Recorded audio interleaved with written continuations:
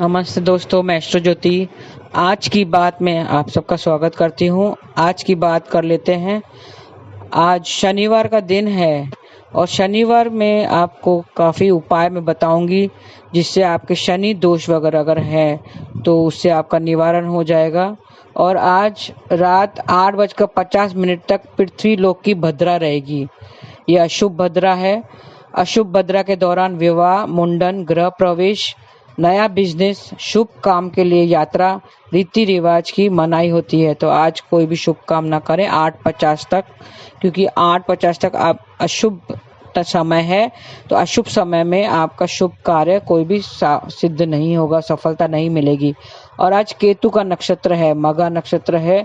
केतु की मंत्र का एक माला जाप करना चाहिए और मंत्र है ओम स्त्राम स्त्रीम स्त्रौम स केतवे नमः। ये केतु का मंत्र है। आप ये मंत्र जाप करेंगे तो व्यापार में तरक्की मिलेगी। और शनि देव की विधि पूर्वक पूजा करनी चाहिए। और मघा नक्षत्र के पेड़ जो वनस्पति है वो बरगद का पेड़ है, तो बरगद को प्रणाम करें, उसको नमस्कार करें। और शनि के मैं उपाय कुछ बता रही हूँ। आज शनिवार है, अच्छा दिन है, शनि मंदिर जाइए, शनि देव की पूजा आराधना कीजिए, शनि मंत्र जाप कीजिए। ओम शं शनिश्चराय नमः ऐसा जाप करें तो आपके जो भी शनि का जो बुरा प्रभाव है उससे वो नहीं होगा, आप पर बुरा प्रभाव नहीं देगा। तो शनि का उपाय है, पहला उपाय लिख लीजिए। क्रिस्टल बाउल में एलम जो फिटकरी होती है वो या तो सेंधा नमक आपके घर के चारों कोनों में रखना चाहिए, इससे नेगेटिविटी दूर होती है। दूसरा उपाय है सेंधा नमक, मुट्ठी भर सेंधा नमक बाल्टी के पानी में डालें और उसमें से पोंछा लगाएं, तो इससे भी घर से नेगेटिविटी दूर होगी।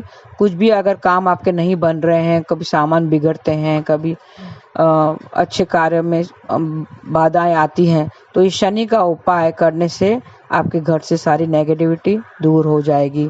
तीसरा है शनि का दान करना चाहिए। आज काली चीज़ों का दान करना चाहिए। उड़द की दाल है, जैसे अभी बारिश का मौसम चालू होने वाला है तो आप काला छाता किसी को दान कीजिए। तो ऐसे आप शनि का दान करके आप अपना उसका निवारण कर सकते हैं। शनि दोष, शनि 7.5 किसकी चल रही है, ढैया चल रही है, तो उसका अच्छा उपाय है ये। और फिर है शनि देव के मंदिर जाइए और छाया दान करते हैं। छाया दान में एक कटोरी में सरसों का तेल लेके उसमें अपना चेहरा देखना चाहिए। 2 मिनट अपना चेहरा देखें और फिर वो कटोरी के साथ में, तेल के साथ में किसी शनि का जो दान लेते हैं उस व्यक्ति को देना चाहिए। अगर वो ना मिले व्यक्ति तो आपको मंदिर में दान देना चाहिए। तो ये थोड़े से शनि के उपाय हैं। शनि का मंत्र जाप कीजिए तो आपका जो भी बाधाएं हैं वो दूर हो जाएंगी। शनि का उपाय आज के दिन करने से आपको सफलता जरूर मिलेगी। और एक दूसरा मंत्र है जिसमें दाम्पत्य जीवन में खुशियां आएगी। ओम श्रीम ह्रीम शं शनिश्चराय नमः, ये 21 बार आपको जाप करना है। और अगर घर में किसी चीज़ का अभाव है तो घर के मंदिर में गाय का घी का दीपक जलाएं। गाय का घी का दीपक जलाने से भी आपके कष्टों का निवारण हो जाता है। गाय के घी का दीपक जलाना चाहिए। और केतु मंत्र की स्थापना आज घर में हो सके तो करिए। केतु मंत्र सब आपके दुखों का निवारण करेगा। केतु मंत्र यंत्र की स्थापना करें और उसका विधि पूर्वक पूजन करना चाहिए। फिर है दाम्पत्य संबंध, आपकी समस्या आ रही है, दाम्पत्य जीवन में आपकी कोई समस्याएं आ रही है तो 5 गोमती चक्र की विधि पूर्वक पूजा करें। गोमती चक्र आते हैं तो उसकी विधि पूर्वक पूजा करें। और केतु का मंत्र कम से कम 1 माला जाप करें, फिर गोमती चक्र मंदिर में रख दें और फिर दूसरे दिन उठाकर वो अपने पास रख दें। तो इससे आपका दाम्पत्य जीवन ठीक हो जाएगा। और 1 गोमती चक्र अपने पार्टनर को भी दे दें रखने के लिए, तो इससे आपका दाम्पत्य जीवन ठीक हो जाएगा। तो आज बरगद के पेड़ की जड़ में जल चढ़ाना चाहिए और गीली मिट्टी से अपने माथे पर तिलक लगाना चाहिए। गीली मिट्टी जो होती है, गीली हुई मिट्टी को माथे पर लगाना चाहिए। और आपने पीपल के पेड़ पे भी आज सरसों का दीपक जला सकते हैं। पीपल के पेड़ की पूजा आराधना करते हैं शनिवार के दिन पे। मैंने पिछले ऑडियो में भी बताया था कि पीपल का आपको घी का दीपक जलाना है, परिक्रमा करनी है, 5 या 7 परिक्रमा करें और अपने पिछले जन्मों के पापों के जो भी है उसकी माफ़ी मांगनी चाहिए।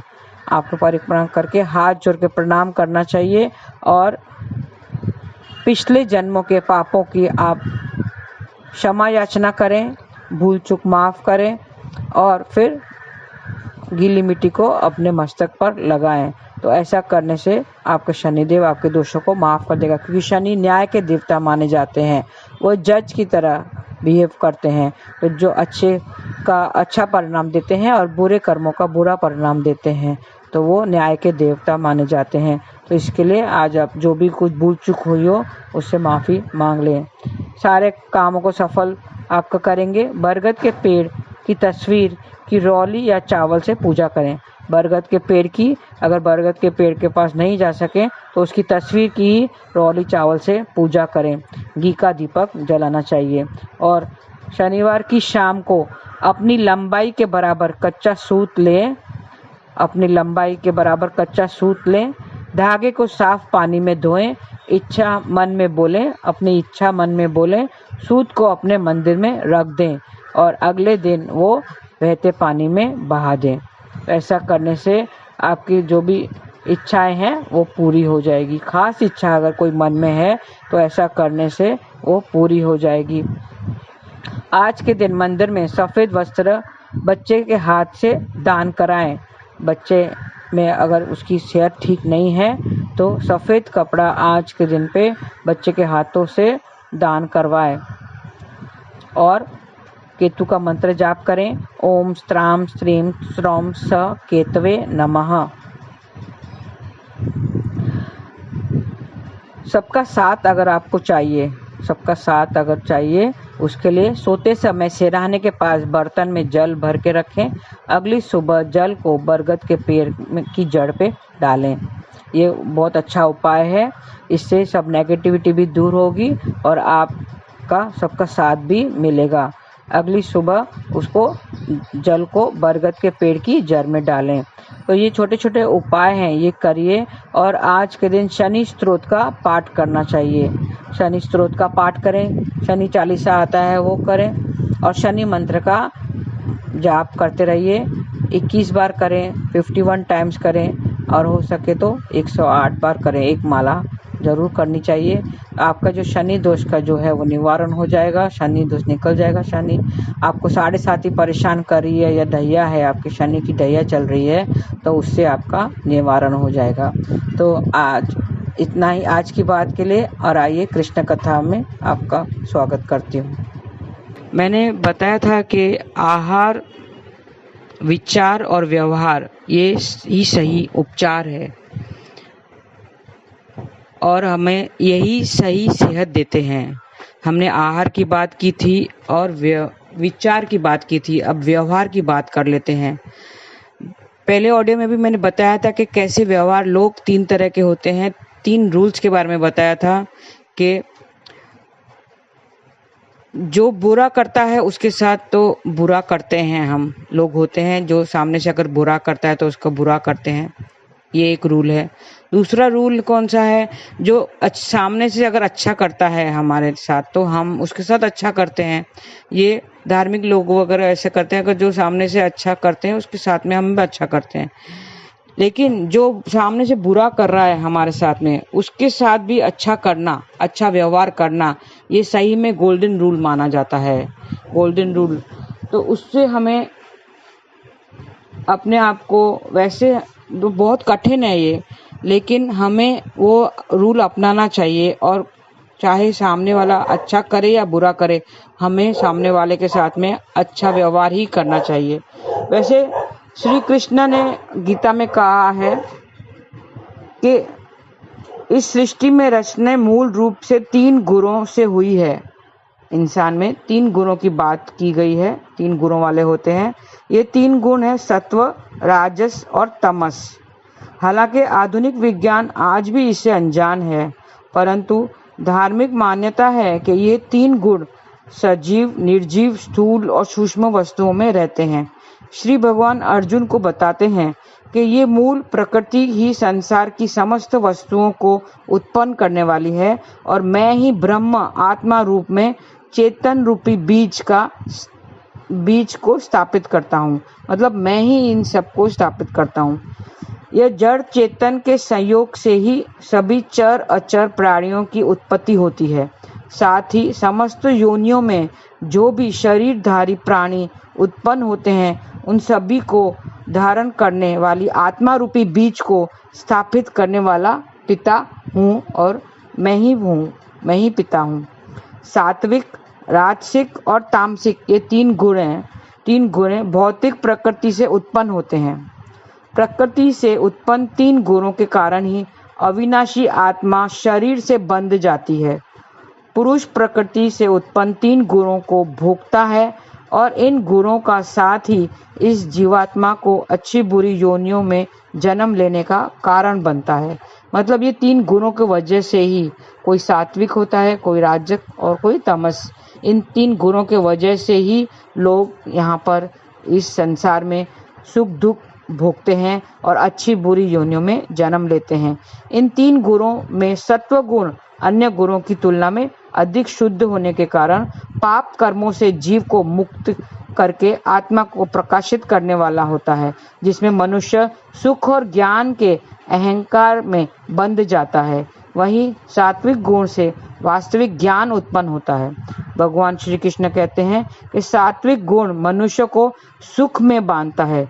फिर जब कोई मनुष्य सतोगुणी होने पर मृत्यु को प्राप्त होता है तब वह उत्तम कर्म करने वाला स्वर्ग लोक को जाता है। साथ ही रजोगुण को कामनाओं और अशक्ति से उत्पन्न हुआ ज्ञान, जिसके कारण जीवात्मा कर्मों के फल की अशक्ति में बन जाता है। सतोगुण वाला जो व्यक्ति होता है वो स्वर्ग लोक को जाता है। रजोगुण के बढ़ने पर लोभ उत्पन्न होते हैं, जिसके कारण फल की इच्छा से कार्य करने की प्रवृत्ति और मन की चंचलता के कारण विषय भोगों में भोगने की इच्छा बढ़ने लगती है। रजोगुण कैसे होते हैं? जिसमें भोग भोगने के लिए जो लालसा पैदा होती है। साथ ही जब कोई मनुष्य रजोगुण की वृद्धि होने पर मृत्यु को प्राप्त करता है तब वह रजोगुण के बीच स्थित पृथ्वीलोक में ही रह जाता है। रजोगुण में किए गए कार्य का परिणाम दुख होता है। वो दुख भोगता है और फिर बार बार पृथ्वीलोक पर जन्म लेता है। इसके अलावा तामसिक गुण को शरीर के प्रति मोह के कारण अज्ञान से उत्पन्न हुआ समझना चाहिए। इस गुण के कारण व्यक्ति आलस्य, प्रमोद और निद्रा द्वारा बंध जाता है। तमोगुण मनुष्य को ज्ञान को ढककर प्रमोद में बांधता है। जब मनुष्य के अंदर तमोगुण की वृद्धि होती है तब अज्ञान रूपी अंधकार, कर्तव्य को न करने की प्रवृत्ति, पागलपन की अवस्था और आलस्य के कारण न करने योग्य कार्य को करने की प्रवृत्ति बढ़ने लगती है। तमोगुण वाले कौन होते हैं? जो बुरे कर्म करते हैं, आलस्य, निद्रा में पड़े रहते हैं और अज्ञान रूपी अंधकार में पड़े रहते हैं। तमोगुण में किए गए कर्म का फल अज्ञान कहा गया है और उसी प्रकार तमोगुण की वृद्धि होने पर मृत्यु को प्राप्त मनुष्य पशु पक्षी और नीच योनियों में नरक को प्राप्त करता है। तो ये 3 गुणों के बारे में श्री कृष्ण जी ने गीता में बताया है कि एक सतोगुण, रजोगुण और तमोगुण वाले होते हैं। सतोगुण वाले ऊपर उसके मृत्यु के बाद स्वर्ग लोक को जाते हैं क्योंकि वो सुख भोगते हैं, और रजोगुण वाले जो भोग भोगने के लिए ही है वो दुख भोगते हैं और फिर पृथ्वीलोक पर बार बार जन्म लेते हैं। और जो तमोगुण वाले होते हैं वो बुरे कर्म के अनुसार पागलपन की अवस्था और जैसे जो कर्तव्य है वो न निभाने से और आलस्य के कारण ही वो अपना कार्य करते हैं और फिर मृत्यु पश्चात वो पशु पक्षी या नीच योनियों में नरक को प्राप्त होते हैं। तो ये श्री कृष्ण जी ने बताया है कि इस तरह के गुण वाले लोगों को ऐसी मृत्यु मिलती है। तो हमें सत्व गुण को अपनाना चाहिए। सत्व गुण कौन से हैं? अच्छे अच्छे कर्म करने चाहिए, सबसे अच्छा व्यवहार करना चाहिए, सामने से जो बुरा करे, जो गोल्डन रूल अपनाना चाहिए, सामने से जो हमें बुरा करता है तो हमें उनके साथ अच्छा गुण करना चाहिए। जैसे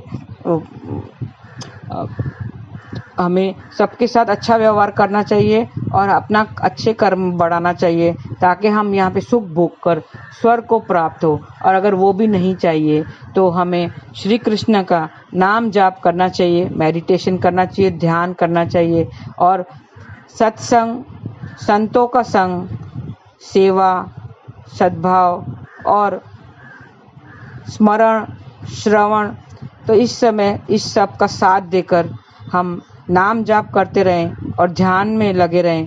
हरे कृष्णा कृष्णा कृष्णा हरे हरे, हरे राम राम राम हरे हरे। अगर नाम जाप करते रहें, नाम की महिमा को समझकर हम नाम के साथ जुड़े रहें और श्री कृष्ण के साथ जुड़े रहें, श्री कृष्ण को अपने साथ रखें, हर वक्त श्री कृष्ण को धन्यवाद करते रहें, thank you Krishna, thank you Krishna, thank you Krishna करते रहें, तो हमें इस मृत्यु और जन्म के जो चक्कर से बच जाएंगे और फिर अगला हम जन्म नहीं लेंगे और गर्भ में हमें दुख भोगना नहीं पड़ेगा।